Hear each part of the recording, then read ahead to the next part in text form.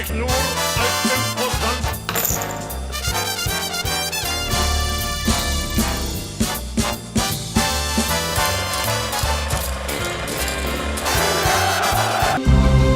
bring the benefits of the Subhash Chandra Show to your educational institution, teachers and students, send an invitation to Juhi Jha at juhi@such.org.in.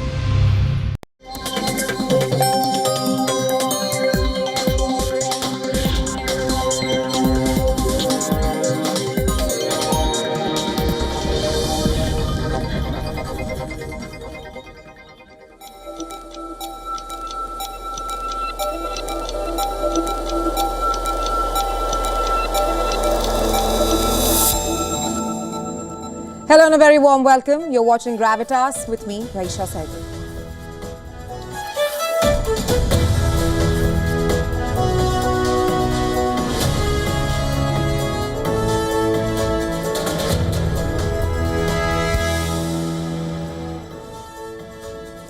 On the show tonight, just hours to go for the Trump-Zelensky meet with the EU leaders in the White House, and ahead of that, Trump has issued an ultimatum to Zelensky, saying, surrender and end the war. The question we ask tonight in Gravitas is, what are the chances of ending the war in Ukraine?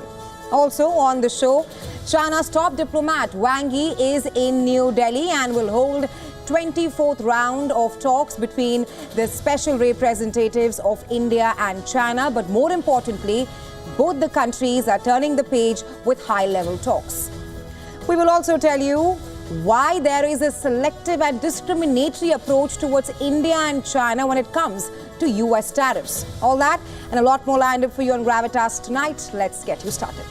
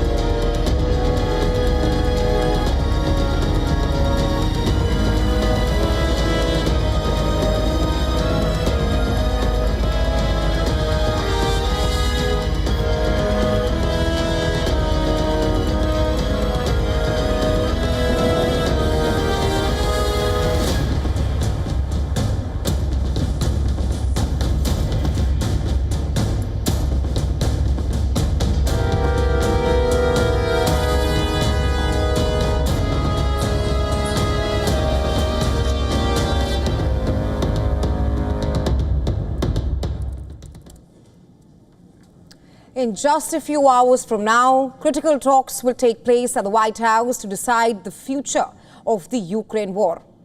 But US President Donald Trump has issued a blunt ultimatum to Ukraine: surrender and end the war. That's his message to Ukraine's President Volodymyr Zelensky before the talks take place today. Drop NATO ambitions, abandon Crimea, and peace with Russia could come almost immediately. Those are his conditions to end the war in Ukraine. And it has already rattled Ukraine's allies. European leaders have flown into Washington to ensure that Ukraine is not forced into some sort of a settlement on Russia's terms, as is evident that Trump is once again shaking up the terms and conditions for the path to peace in Ukraine.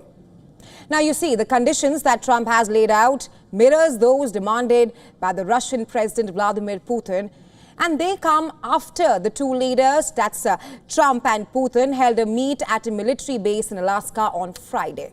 Putin has also insisted that Ukraine must surrender Donetsk, which is its most valuable region. So the question is Zelensky being forced to pay the price for defeat? As of now, it looks like it. Zelensky will first meet Trump in the Oval Office and then the two leaders. And then 2 hours later, both the leaders will host a rare gathering of leaders from Europe, the European Union and NATO. Remember, the last time Zelensky walked into the Oval Office in February, Trump and the Vice President, J.D. Vance, publicly rebuked him in front of global media, berating him for not being in a good position as far as the war goes. European leaders fear a repeat today. French President Emmanuel Macron has already warned that there's only one state that proposes a peace that would be a capitulation: Russia.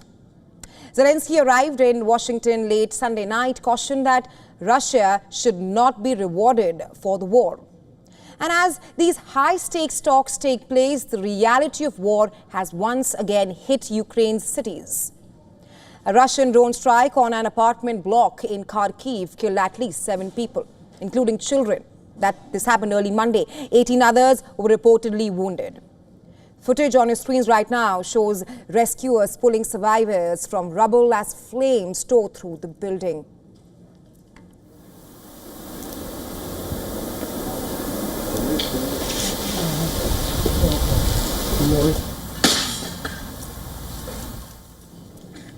Well, Ukraine's foreign minister condemned the attack, saying that Russia continues to kill civilians. It must be stopped through transatlantic unity and pressure. Overnight, Russia launched 4 missiles and 140 drones across 6 Ukrainian regions. 88 were shot down, but strikes still hit Zaporizhia. Ukraine's army says Russia is redeploying troops for a new offensive there, hoping to seize more land before any ceasefire deal is struck. And let's not forget about Donetsk.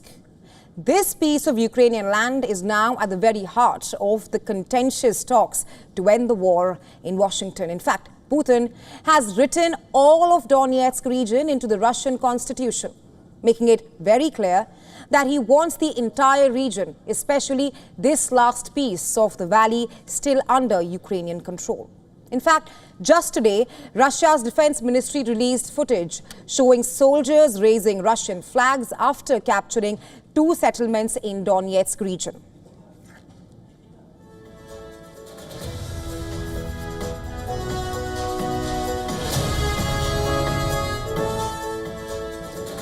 Well, the fate of Donetsk also depends on the talks that will take place in Washington in just a few hours from now. As for why Russia eyes Donetsk, we've been reporting it to you for the past few days as to why Donetsk is so important. It is a valley that guards the entrance to the heart of Ukraine. It is also a bastion currently protecting the whole of the front line. And should it fall, Russian troops would have a platform to encircle Ukrainian forces both to Kharkiv in the north and Zaporizhia in the south. The Ukrainians will lose not only fortifications and favorable land, they will also lose the urban logistics and the infrastructure that make it possible to sustain an army and a defense. According to reports, UK Prime Minister Keir Starmer, Italian Prime Minister Giorgia Meloni, EU Chief Ursula von der Leyen and NATO Secretary General Mark Rutte will all urge the US President Donald Trump not to cave to Putin's demands. The question is, will they succeed? Will the EU leaders succeed in convincing Trump? Already, Germany has quietly ruled out sending peacekeepers. Its army, overstretched in Lithuania, says it simply cannot. And in the US, Senator Lindsey Graham has urged Trump to threaten Russia with economic devastation if Moscow refuses a just peace. He said harsh tariffs on countries buying Russian oil should be a part of the strategy.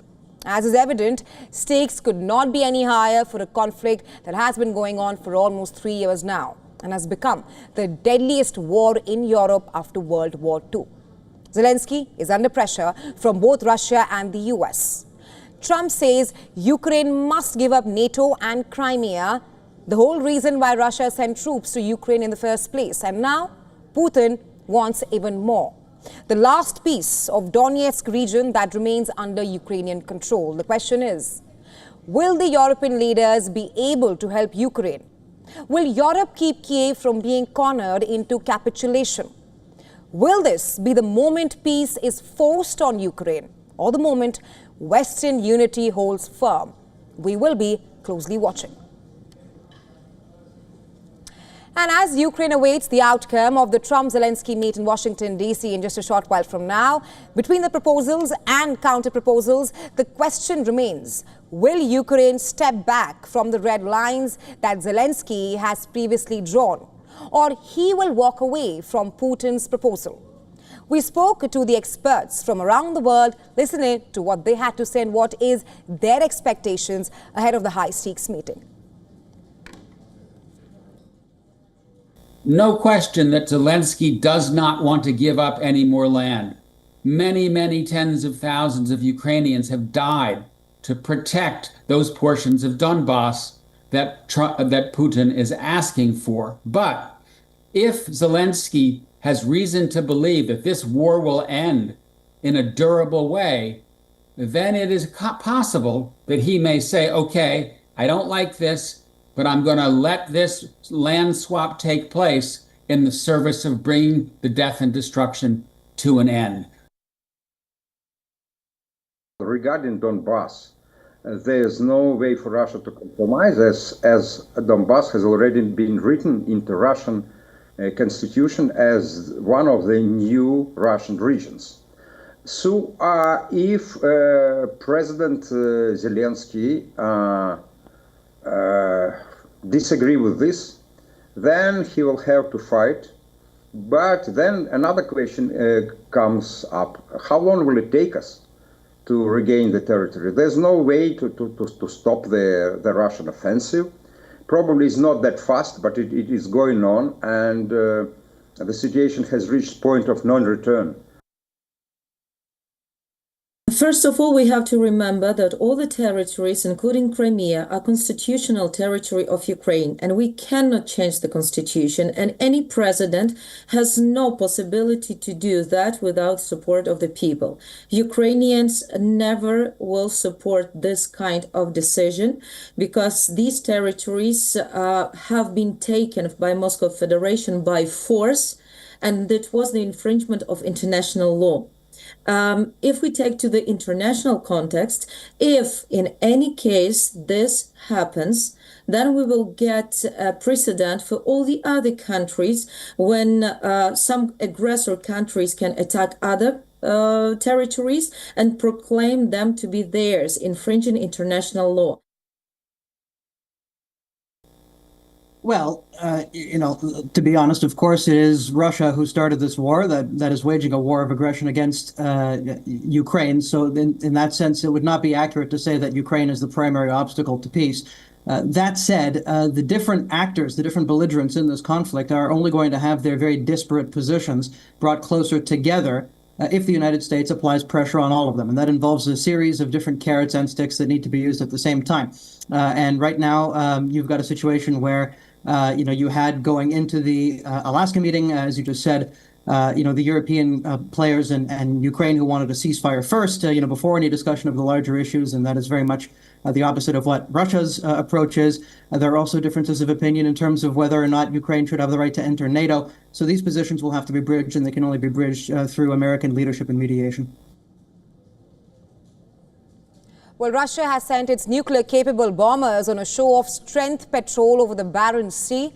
The 4-hour flight carried out over international waters comes amid confusion over whether foreign jets were scrambled to track them. Take a look.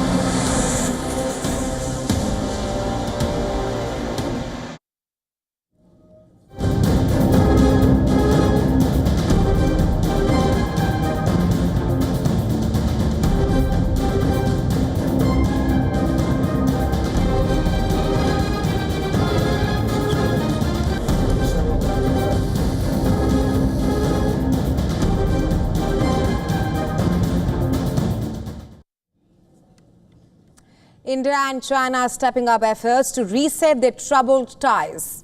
Beijing's top diplomat, Foreign Minister Wang Yi, is currently in New Delhi for a 3-day visit.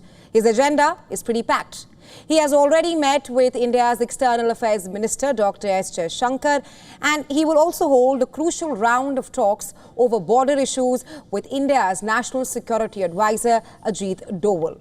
And most importantly, a meeting with Prime Minister Narendra Modi is also scheduled for Tuesday evening.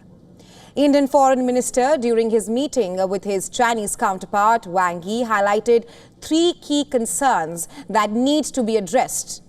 Jaishankar stressed on the need, number 1, to maintain peace in border areas, ensure a multipolar Asia, and an exchange of views on terrorism, which was a crucial point given China's closeness to terror state Pakistan. In Jaishankar's remarks, there also seems to have been a reference to the US tariff on Indian goods. The Indian minister highlighted the need to enhance stability in the global economy as well. Well, Wang Yi's visit also comes just days before Prime Minister Modi's own trip to China, the first in 7 years, where Prime Minister Modi is scheduled to attend the SCO summit in Tianjin, as well as hold bilateral talks with Chinese President Xi Jinping and Russian President Vladimir Putin as well. According to the Ministry of External Affairs, the 24th round of special representatives talks on the boundary issue will take place on Tuesday morning, led by Wang Yi and India's NSA Ajit Doval. Later in the day, Wang Yi will meet Prime Minister Modi at 5:30 PM IST, and China has already struck an optimistic tone before that meeting. Its foreign minister said Wang Yi's trip is an opportunity to build on the consensus reached by leaders, not just that, maintain high-level exchanges and promote what it calls sustained, healthy and stable developments of relations. Beijing has expressed readiness to engage with India in a positive and constructive attitude in a bid to ensure lasting peace along the Himalayan border. The thaw in ties between India and China follows last year's agreement on patrolling arrangements, easing a 5-year standoff that began with the deadly Galwan clashes of 2020. Both the sides, India and China, are now working on new confidence building, a slew of measures there, to name some, the possible resumption of direct flights between India and China. What is driving the latest push for engagement is also global politics. Washington's new tariff squeeze. It has left New Delhi looking for ways to diversify its partnerships. US President Donald Trump's decision to double tariffs on Indian goods and penalize India for its oil trade with Russia has nudged India and China to explore some kind of a common ground. For China too, easing tensions with New Delhi adds stability in Asia at a time when its own rivalry with the US is intensifying. The Chinese Foreign Minister Wang Yi is on India visit. He's set to take part in the border talks, the SR level talks with the Indian NSA Ajit Doval on Tuesday, and also later on call on the Indian Prime Minister Narendra Modi. Now, we know that this visit comes just days before the SCO summit takes place in Tianjin, and there is a reset in the India-China relationship after the meeting between the Indian Prime Minister Narendra Modi and the Chinese President Xi Jinping. We saw the relationship going downhill, but now the focus is to essentially see a semblance in the relationship, and the fact that the Indian Prime Minister is having a meeting with the Chinese Foreign Minister is also significant, because not every Foreign Minister gets to meet the Indian Prime Minister during his or her Delhi visit. But all in all, this is a relationship that is looking on a number of deliverables. One, of course, is direct flight connectivity, and announcement is in the offing. Also, we have seen the start of the Kailash Mansarovar Yatra. So see more significant developments in the relationship at a time when the global geopolitics is changing very fast, especially because of Donald Trump and his announcements on tariffs. With video journalist Piyush Siddhansubal for WION in New Delhi. And well ahead of Wang Yi's arrival, exiled Tibetans demonstrated outside the Chinese embassy in New Delhi, chanting slogans against China and carrying posters which read, and I'm quoting here, "Stop cultural genocide in Tibet." They were detained by the Delhi police later.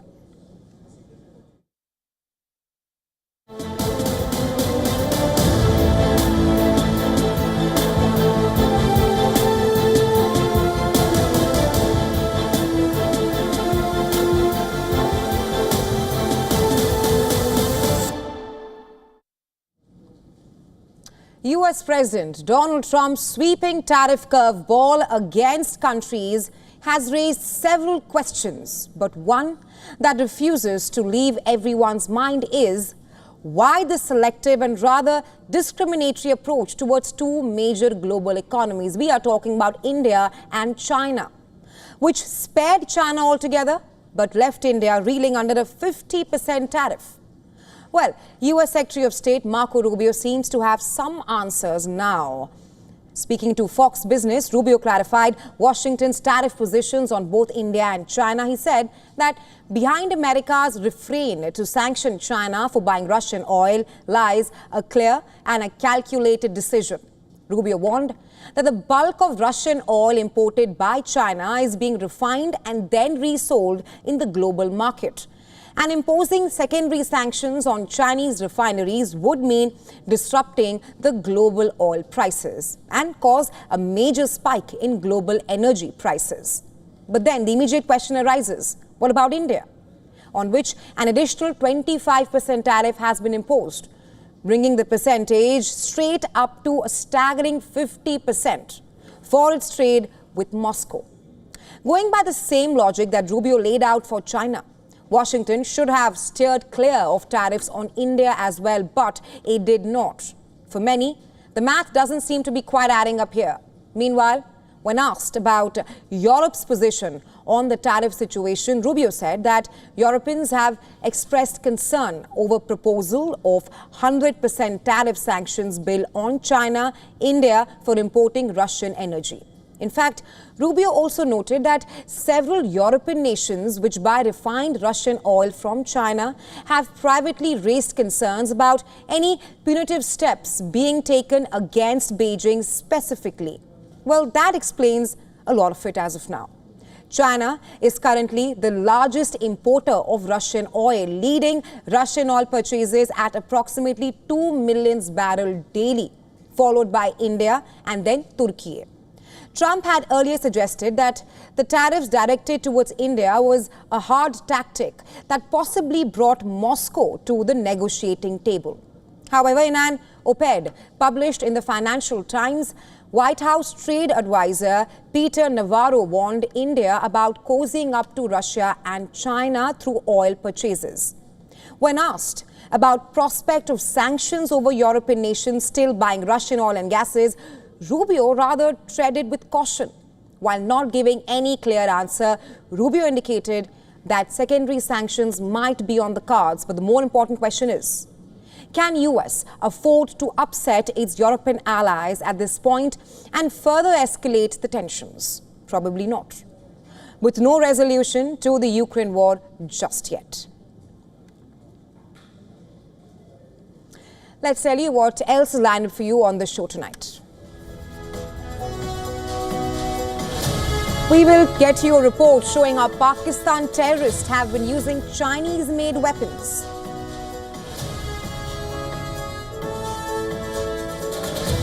We'll also tell you about a brain-eating amoeba which has killed a 9-year-old girl in India's Kerala.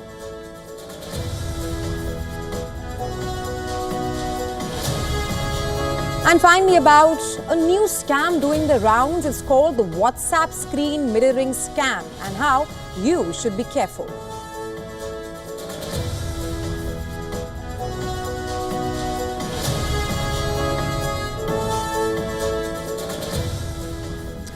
Well, in a striking display of contrasting visions from India's neighboring countries, the army chiefs of Bangladesh and Pakistan recently made public statements that rather reflect their nation's divergent paths. In a symbolic show of solidarity, Bangladesh Army General Zaman, Navy Chief Admiral M. Nazmul Hassan, and Air Force Chief Air Chief Marshal Hassan Mahmood Khan attended the Central Janmashtami festival in Dhaka. General Zaman declared for unity and religious harmony.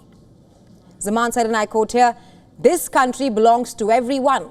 There will be no division based on religion, ethnicity or community. You will live in this country without fear. We will always stand by your side." That was a statement from Bangladesh. Meanwhile, in a stark contrast, Pakistan's Field Marshal Asim Munir issued a stark warning during his US visit last month. He asserted Pakistan's readiness to defend its territorial claims with all available means, including nuclear weapons. His remarks comes in the backdrop of his provocative rhetoric, where he called Kashmir the jugular vein of Pakistan, emphasizing Pakistan's unyielding claim over the region. That's not all. He also invoked the two-nation theory to uphold the ideology that led to the creation of the Islamic Republic of Pakistan in 1947. And I'm quoting him here, "Our forefathers believed that we were different from Hindus in every possible aspect of life." So the contrasting messages from Bangladesh and Pakistan's military leaders, it rather illustrates two very different approaches to nationhood in South Asia. While Bangladesh is striving for inclusive unity and secularism, Pakistan continues to adhere to divisive religious nationalism. While China's shadow over Kashmir is growing darker, from rifles to grenades and even satellite phones, terror recoveries are stamped "Made in China." And the trail runs straight from Beijing to Islamabad and into the hands of terror groups across Kashmir. Watch this next report from our special correspondent Idris Lone.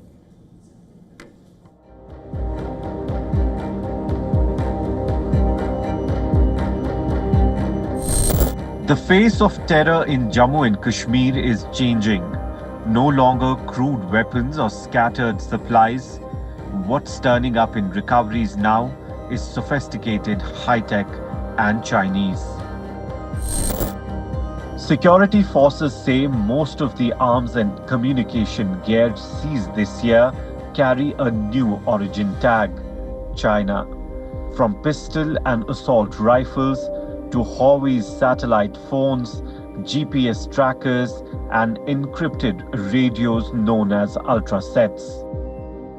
These devices designed for military use are flowing from the Pakistan Army into the hands of Lashkar and Jaish terrorists in Kashmir. In the recent recovery made in North Kashmir's Bandipora district, 2 Lashkar associates were arrested with Chinese hand grenades. Earlier, in the Pahalgam terror attack, communication gear traced back to Chinese manufacturers was used to recce the area. The devices aren't ordinary phones.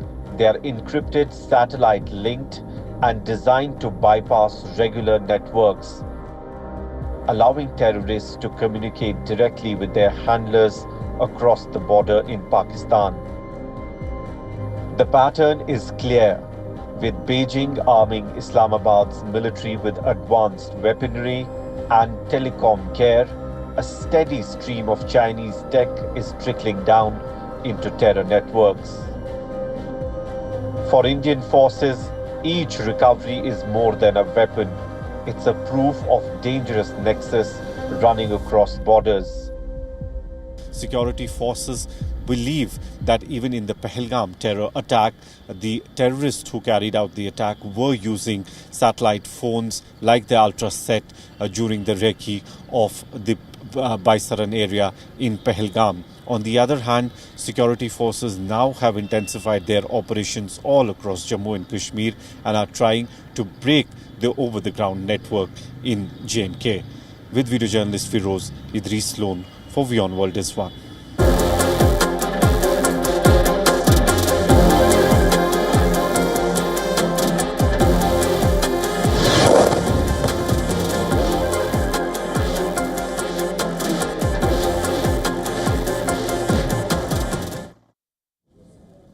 Pakistan has taken delivery of another major weapons platform from China. Just last week, Beijing launched the third Hangar-class submarine for the Pakistan Navy at Wuhan in China's Hubei province. And this is a part of a deal for 8 submarines in total and is Pakistan's biggest naval acquisition in decades. The second boat was delivered in March this year and the first was launched in April 2024.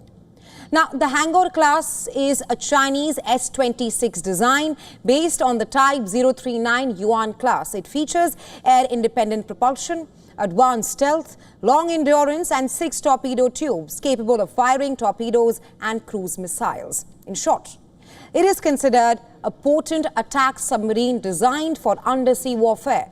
But here's the important part.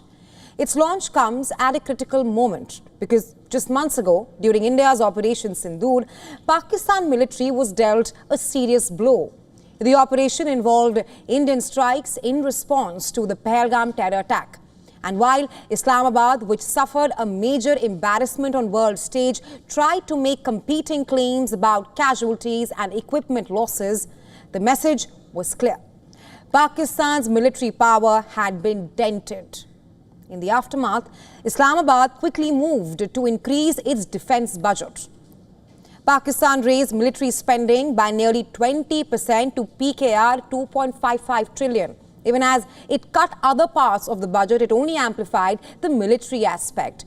At the same time, Pakistan's army chief Asim Munir was promoted to field marshal, showing just how much importance Pakistan places on its military than on its own people.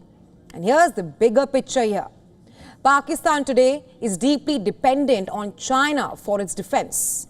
According to the Stockholm International Peace Research Institute, 82%, that's the figure, 82% of Pakistan's major arms imports that took place between 2019 and 2023 came from China. The list is long. 4 Type 054 AP frigates, the Tugril class, all delivered by 2023. Not just that, at least 170 VT-4 battle tanks, with further batches likely 36J 10C fighter jets, first delivered in 2022. And now, the Hangar-class submarines, a program worth an estimated $5 billion. Beyond weapons, remember, China is also Pakistan's largest bilateral creditor. In 2025 alone, China rolled over more than $5.4 billion in loans to keep Pakistan afloat under IMF pressure. With the China-Pakistan economic corridor and billions more in infrastructure loans, Pakistan's military and economy alike remain tethered to Beijing. But here's the contradiction. All that money and Pakistan's economy is still in crisis. Growth is predicted at barely 2 to 3%. External public debt stands at $87 billion and almost half the federal budget goes to debt servicing. Unemployment and fiscal stress remain severe. And the IMF bailout earlier this year, if you wonder, that was the 25th in Pakistan's history. Yet, instead of stabilizing its economy, Islamabad would rather divert billions into submarines, frigates, tanks and jets. At the launch of the new submarine, Pakistan's Vice Admiral Abdul Samad claimed that the Hangar class would sustain regional power dynamics. But critics have argued the opposite. They say that the military build-up may deepen economic collapse, leaving Pakistan trapped between financial dependency on China and an arms race with India. But this is Pakistan we are talking about, a country that despite a crippled economy would rather give more importance to its military and prepare for the next conflict.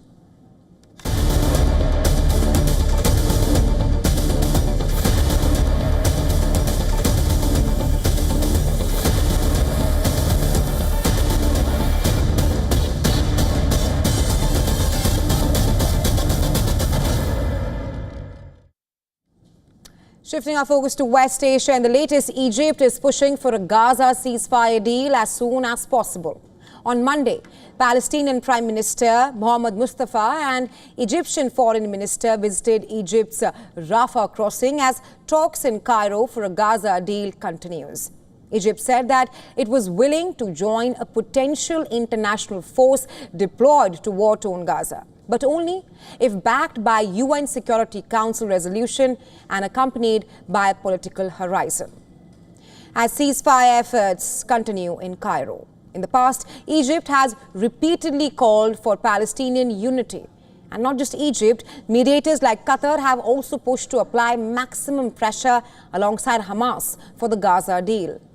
Meanwhile, Palestinians gathered at a hospital in Gaza's Khan Yunis, bidding farewell to loved ones who were killed by Israeli fire while seeking aid. According to medics, close to 18 aid seekers were killed just on Sunday as they sought to get food and aid from South Gaza. Over the weekend, thousands of Israelis demonstrated in Tel Aviv as a part of a nationwide strike to support the families of hostages held in Gaza. The demonstrators also called on Prime Minister Benjamin Netanyahu to reach an agreement with Hamas to end the war and release the remaining captives.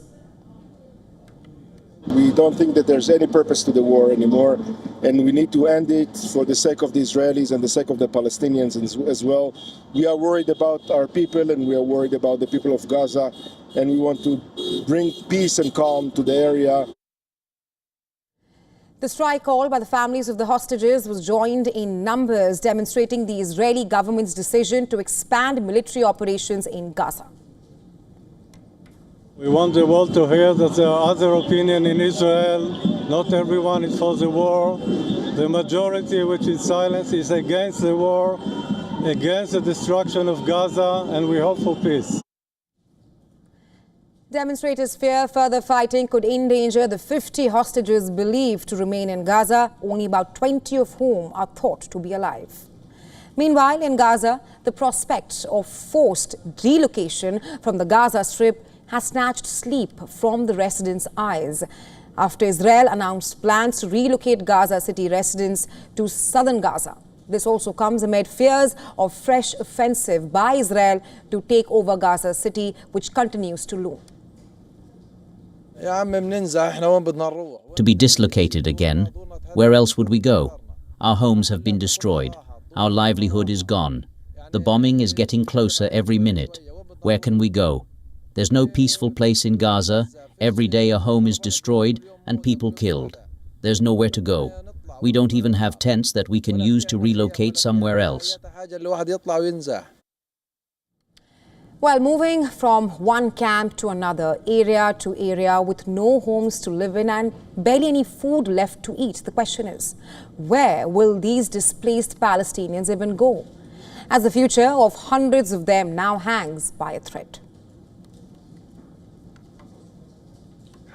Well, what was once confined to the dark visions of science fiction is now becoming a stark reality. Scientists in China have unveiled a concept that could forever change the meaning of life, of parenthood, and what it is to be a human.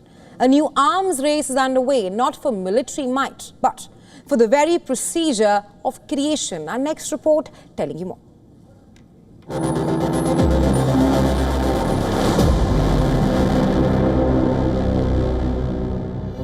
Imagine a world where the act of pregnancy is no longer a human experience but a technological one. A world where babies are grown in a sterile, artificial womb inside a machine. Something depicted in sci-fi cult movie The Matrix, it's the audacious new reality being pursued by Chinese scientists.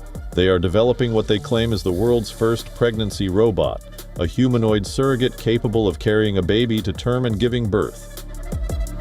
This machine, they say, will be equipped with a cutting-edge artificial womb that receives nutrients through a complex network of hoses and tubes.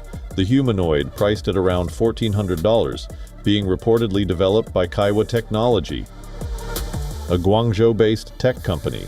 But with every breakthrough comes a burning question. Just because we can, should we? For centuries, pregnancy has been the most human of experiences. Replacing it with machines sparks fierce ethical debate. What does it mean for the sanctity of motherhood and the human bond between parent and child? There is also the question about who will control these artificial wombs. Will babies become products, designed, engineered, manufactured? Critics warn of a slippery slope where life itself is commodified. Will the rich buy robo-surrogates while others grapple with infertility or medical risks? The implications are enormous, and the world is watching closely. Bureau Report, WION World is One.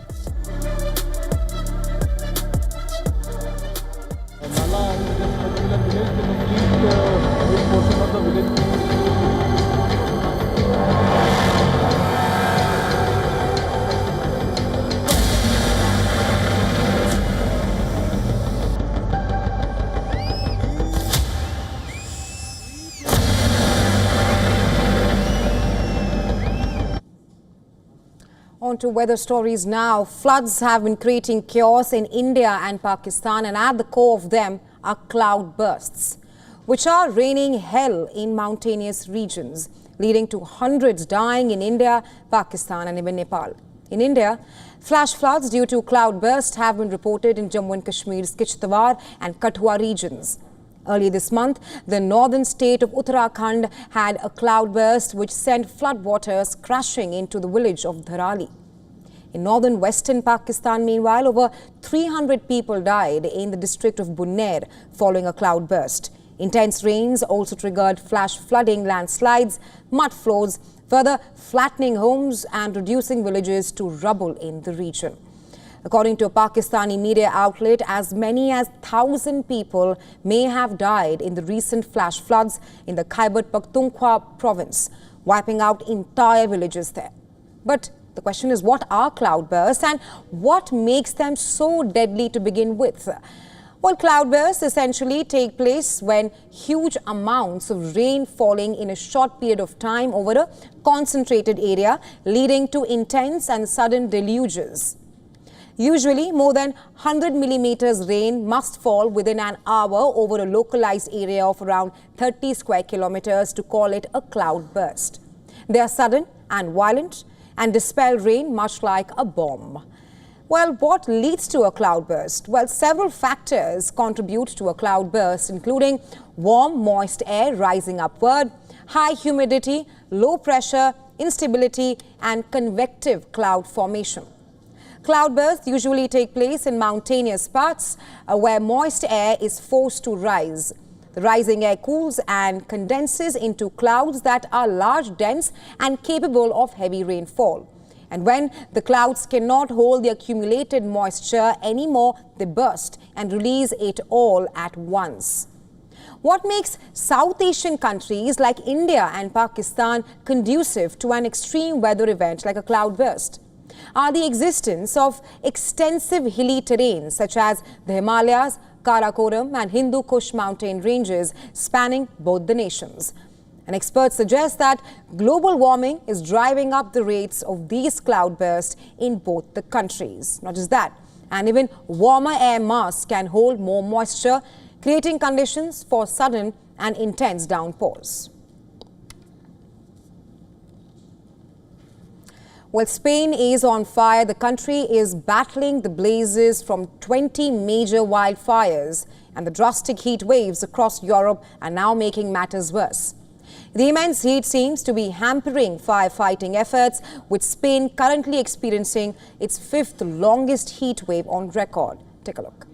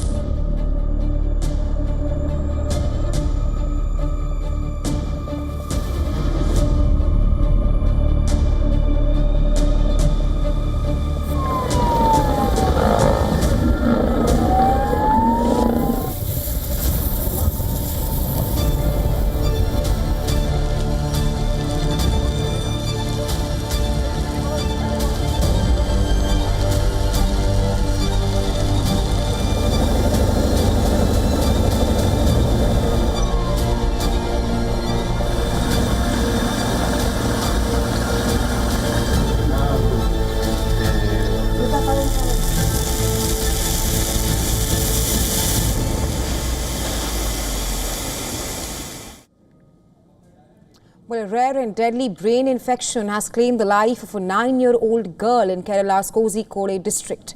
Health officials confirmed that she died from amoebic encephalitis, which is often referred to as a brain-eating amoeba. The child, who was a resident of Thamarasari, was first admitted to a hospital with a fever on August 13th. As the condition worsened rapidly, doctors then shifted her to Kozhikode Medical College the next day, where she tragically passed away within hours. Authorities believe that she may have contracted the infection from a contaminated fresh water, possibly a pond or a lake. The health department and well, we are now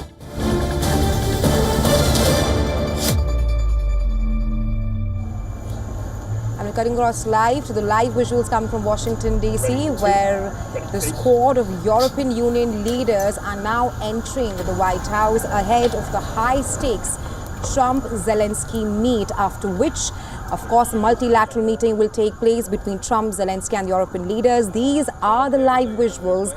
The red carpet has been put over. All eyes on high-stakes Trump-Zelensky meeting. Live visuals from the White House, where the European leaders are now entering.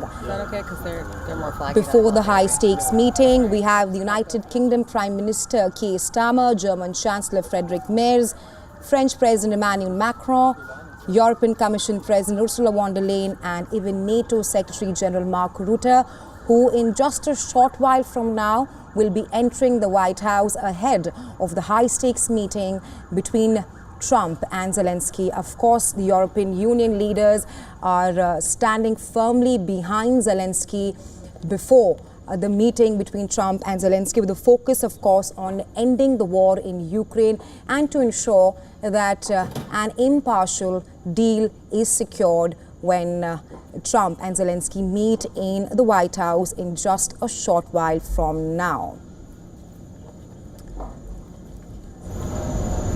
And we're getting you the live visuals from the White House. The stage is all set for the high-stakes meeting between Trump and Zelensky, after which a multilateral meeting will be followed with the European leaders, a whole squad of European leaders out there backing the Ukrainian president before he meets Trump to end the war in Ukraine.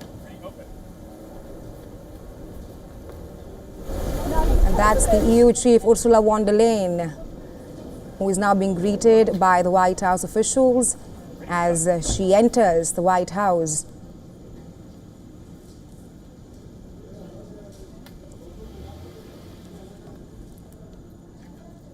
In just a short while from now, EU leaders are arriving at the White House to meet Trump and Zelensky ahead of the high-stakes meeting. These are the live visuals from the White House. Of course, the focus of the meeting will be on ending the war in Ukraine. And to talk more on this, we have with us our correspondent Susan Tehrani joining us.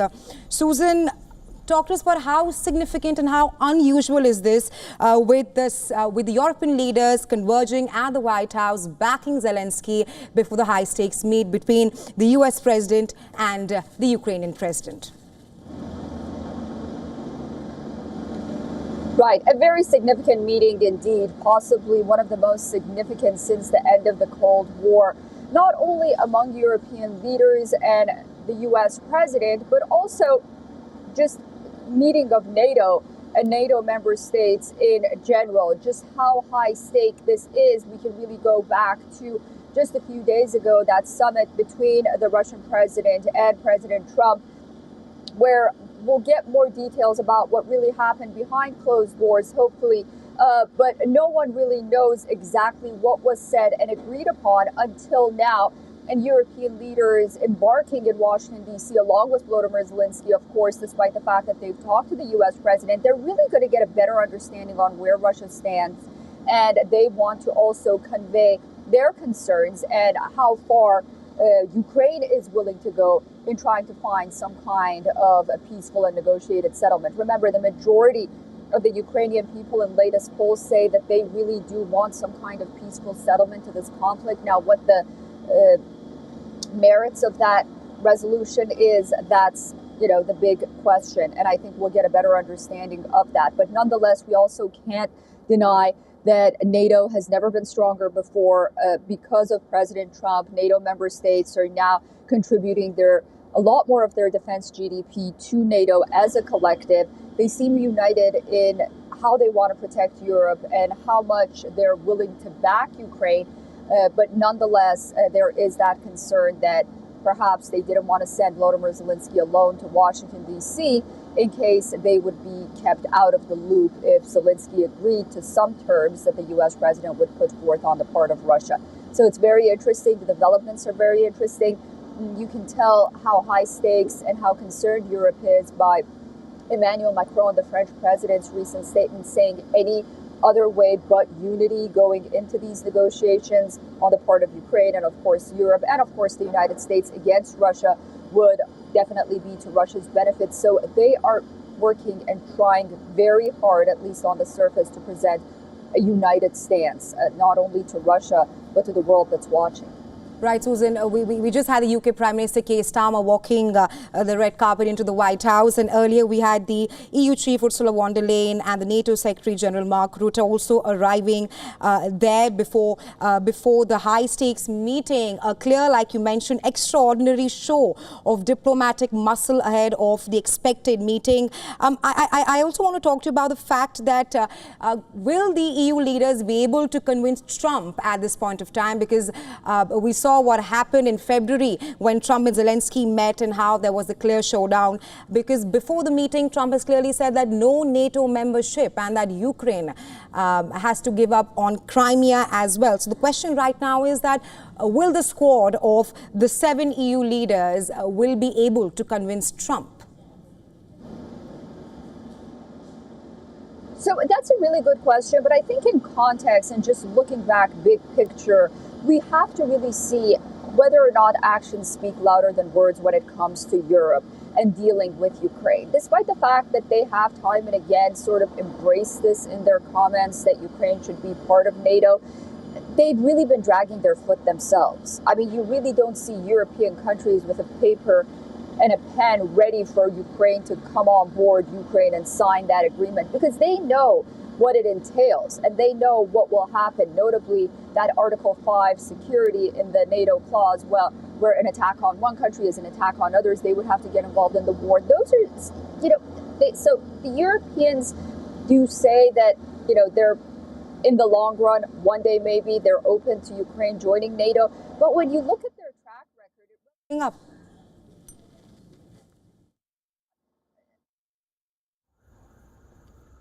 that the president made those comments on their behalf, the United States being part of NATO itself.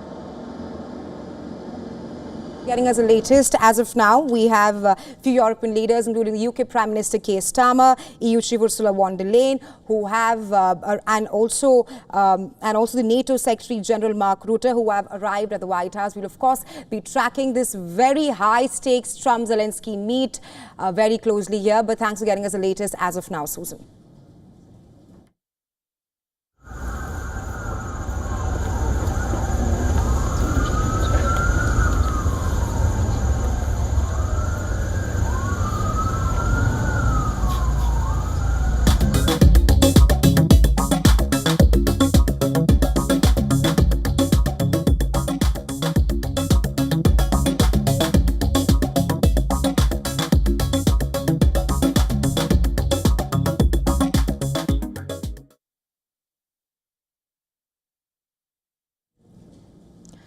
Well, they say fashion reflects the time, but when time stands still for some of us, what exactly is it reflecting?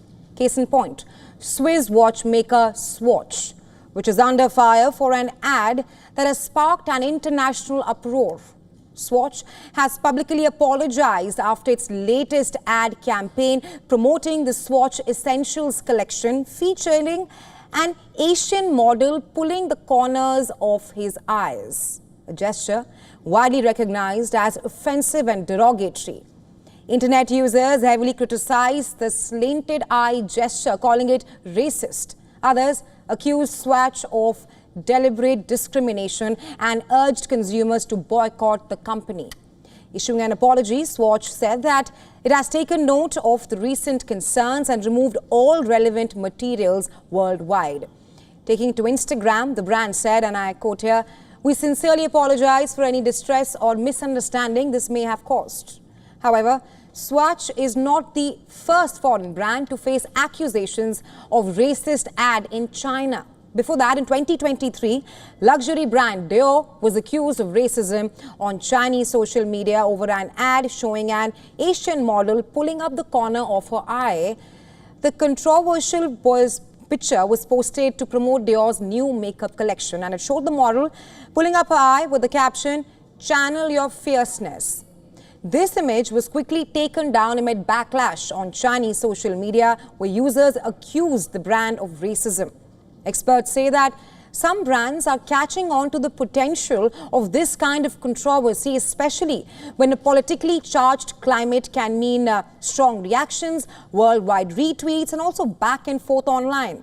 Hence, these incidents shine a harsh light on how cultural insensitivity can unravel the image and revenue of global brands. As luxury goods compete in increasingly diverse markets, the stakes of tone-deaf marketing only gets higher. And with that, we slip into a very short break. Thanks very much for staying with us. You are watching WION World is One. Stay tuned.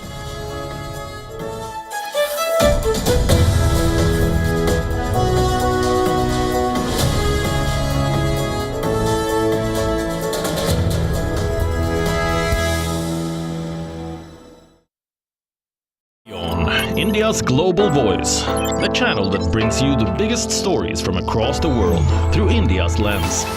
Now available in more than 190 countries worldwide. Because we believe that the world is one.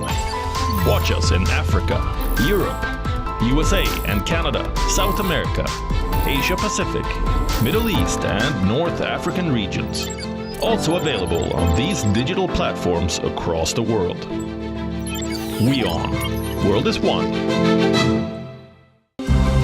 To bring the benefits of the Subhash Chandra Show to your educational institution, teachers and students, send an invitation to Juhi Jha at juhi@such.org.in. The Earth is sending distress signals. Wildfires, droughts, and melting glaciers. Can we reverse the damage? Explore the harrowing effects of climate change.